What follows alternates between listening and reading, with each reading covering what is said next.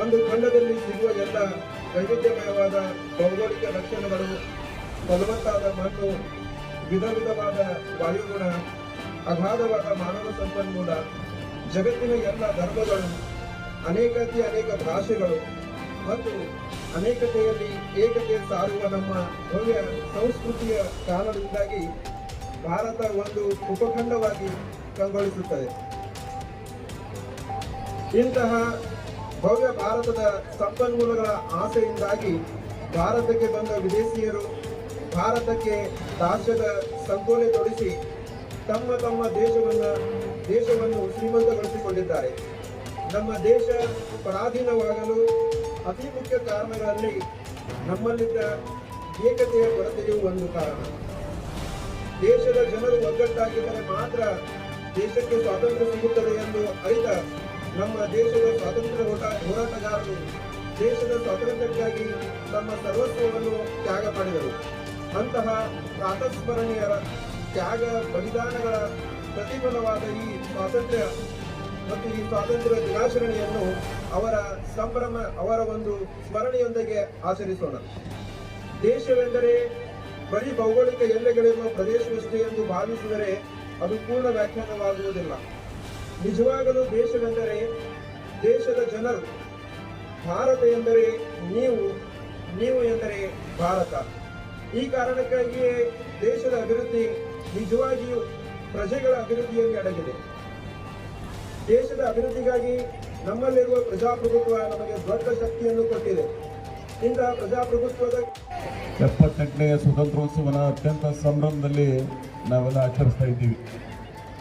ಈ ದೇಶದ ಸ್ವಾತಂತ್ರ್ಯಕ್ಕಾಗಿ ತಮ್ಮ ತ್ಯಾಗ ಬಲಿದಾನವನ್ನು ಮಾಡಿರ್ತಕ್ಕಂಥ ಎಲ್ಲ ಹುತಾತ್ಮರನ್ನ ಇವತ್ತು ನಾವೆಲ್ಲ ಸ್ಮರಿಸಬೇಕಾಗ್ತದೆ.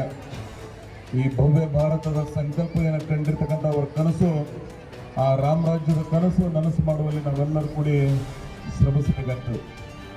ಸ್ವಾತಂತ್ರ್ಯ ಪೂರ್ವದಲ್ಲಿ ಬ್ರಿಟಿಷರಿಂದ ಈ ದೇಶವನ್ನು ಮುಕ್ತಗೊಳಿಸಿರ್ತಕ್ಕಂಥ ಅನೇಕ ಜನರನ್ನ, ಆ ಮಹನೀಯರನ್ನ ಸ್ಮರಿಸಬೇಕಾಗ್ತದೆ. ಅದರ ಜೊತೆಗೆ ಅವರ ಕಂಡಿರ್ತಕ್ಕಂಥ ಕನಸನ್ನು ಸಾಕಾರ ಮಾಡುವಲ್ಲಿ ನಾವೆಲ್ಲರೂ ಕೂಡ ಶ್ರಮಿಸಬೇಕಾಗ್ತದೆ. ಇವತ್ತು ಪ್ರಪಂಚದಲ್ಲಿ ಅತ್ಯಂತ ಹೆಚ್ಚಿನ ಸಂಖ್ಯೆ ಇವತ್ತು ಭಾರತ ದೇಶ ಜನಸಂಖ್ಯೆಯನ್ನು ಹೊಂದಿದೆ. ಅದನ್ನು ಸಮರ್ಪಕವಾಗಿ ಬಳಕೆ ಮಾಡುವ ಮುಖಾಂತರ ಒಂದು ಸೂಪರ್ ಪವರ್ ಕಂಟ್ರಿ ಆಗುವ ದೃಷ್ಟಿಯಲ್ಲಿ ಸಾಗ್ತಕ್ಕಂಥ ಪ್ರಯತ್ನ ನಾವೆಲ್ಲ ಮಾಡಬೇಕಾಗಿದೆ. ಆದರೆ ಈ ದೇಶಕ್ಕೆ ಒಂದು ಸಂಸ್ಕಾರವನ್ನು, ಈ ದೇಶದ ಭವ್ಯ ಪರಂಪರೆಯನ್ನು, ಬಹುತೇಕ ಇಡೀ ಪ್ರಪಂಚ ಮೆಕ್ಯಾನಿಸಮ್ ಲೈಫ್ನಲ್ಲಿ ಬರುತ್ತಾ ಇದ್ರೆ ಈ ದೇಶ ಮಾತ್ರ ಅತ್ಯಂತ ಭದ್ರತ್ವದಿಂದ, ಪ್ರೀತಿ ವಿಶ್ವಾಸದಿಂದ, ಸಹಬಾಳ್ವೆಯಿಂದ ಬರತಕ್ಕಂಥ ಈ ದೇಶ ಇದು. ಈ ದೇಶದ ಭದ್ರ ಬುನಾದಿಯನ್ನು ಶಾಂತಿಯ ಮುಖಾಂತರ ಇವತ್ತೇನೋ ಗಾಂಧೀಜಿಯವರು ನಮಗೆ ಪಿತಾಮಹ ಏನೊಂದು ಸಂದೇಶ ಕೊಟ್ಟು ಹೋಗಿದ್ದಾರೆ. ಸರ್ವರಿಗೂ ಸಮಪಾಲು ಸಮಬಾಳು ಸೈದ್ಧಾಂತಿಕ ನಿಲುವುಗಳನ್ನು ಏನು ಹೊಂದಿರತಕ್ಕಂಥ ಡಾಕ್ಟರ್ ಬಾಬಾ ಸಾಹೇಬ್ ಅಂಬೇಡ್ಕರ್ ಅವರು ಕೊಟ್ಟಿರ್ತಕ್ಕಂಥ ಆ ಚಿಂತನೆಯನ್ನು, ಆ ದಾರಿಯಲ್ಲಿ ನಾವೆಲ್ಲ ಸಾಗಬೇಕಾಗಿದೆ.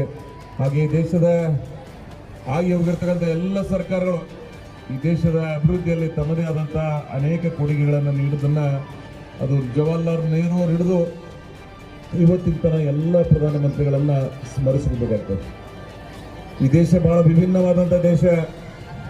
ಅನೇಕ ಭಾಷೆಗಳ ಮಧ್ಯೆ ನಾವು ಇವತ್ತು ಅತ್ಯಂತ ಒಗ್ಗಟ್ಟಿನಿಂದ ಬದುಕ್ತಾ ಇದ್ದೀವಿ. ನಮ್ಮ ಉಡುಗೆ ತೊಡುಗೆ ಪ್ರತಿ 200-300 ಕಿಲೋಮೀಟರ್ಗೆ ಬದಲಾವಣೆ ಇದ್ರೂ ಸಹಿತ ನಾವೆಲ್ಲ ಭಾರತೀಯರು ಅಂತಕ್ಕಂಥ ಸ್ವಾಭಿಮಾನದಿಂದ ಐಕ್ಯತೆಯಿಂದ ನಾವೆಲ್ಲ ಈ ದೇಶದಲ್ಲಿ ಬಾಳ್ತಾ ಇದ್ದೀವಿ. ಅದೇ ಈ ದೇಶದ ವಿಶೇಷವಾದಂಥ ಗುಣ ಅಂತೇಳಿ ನಾವೆಲ್ಲ ಈ ಸಂದರ್ಭದಲ್ಲಿ ನೆನೆಸ್ತೀವಿ.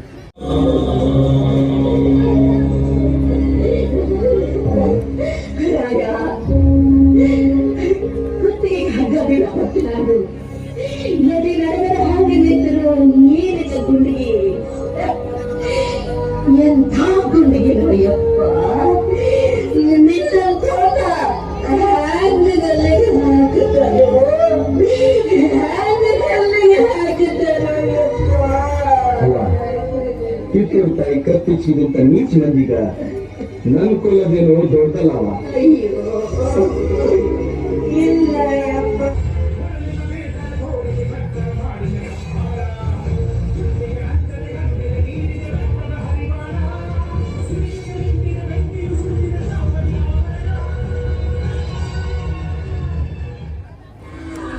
ನೀ